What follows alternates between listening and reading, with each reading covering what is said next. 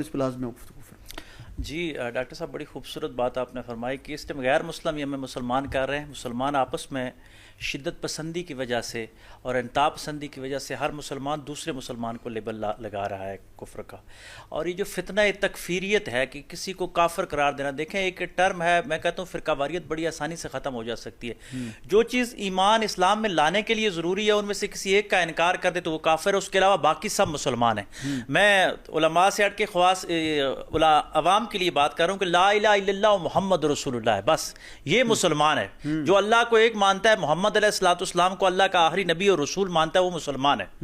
باقی اس کے بعد جتنے بھی معاملات ہیں اس میں پریارٹیز ہیں، کسی کی ترجیحات ایک طرف ہیں کسی کی دوسری طرف، لیکن مین تھیم اللہ اور اس کے رسول کو راضی کرنا ہے۔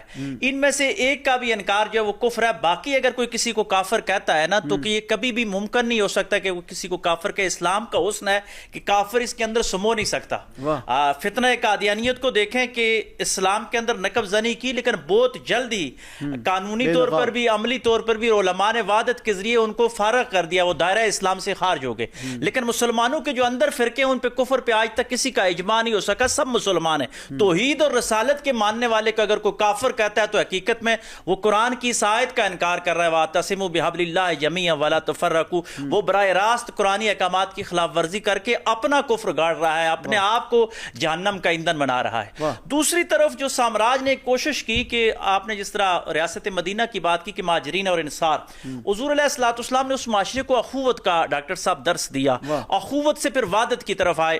عرب میں بھی یہ تفاخر، خاندانی تفاخر بڑی چیز تھی۔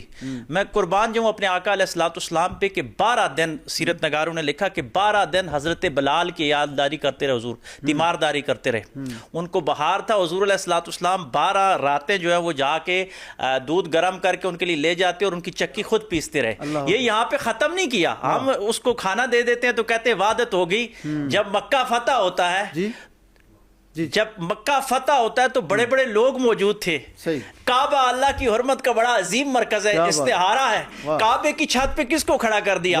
دنیا میں جو غلاموں کے اندر روندا ہوا تھا، فرمایا آج کعبہ تیرے قدموں کے نیچے آئے گا۔ یہ وحدت کا درس ہے۔ بدقسمتی یہ ہوگی کہ ہمارے مذہبی لوگوں نے بھی ہم عام آدمی کو بڑی جو ہے نا جلدی کے ساتھ ریجیکٹ کر دیتے ہیں۔ ڈاکٹر صاحب ایک کالر اگر مجھے اجازت دیں۔ جی ضرور۔ جی السلام علیکم۔ وعلیکم السلام جی، السلام علیکم ڈاکٹر صاحب، کیسے ہیں آپ؟ جی الحمدللہ، کون کہاں سے؟ جی میں عائرہ بات کر رہی ہوں کراچی سے۔ ڈاکٹر صاحب میں نے ایک سوال پوچھنا ہے جی ضرور ضرور۔ بیٹھے ہوئے ان سے کہ جو 9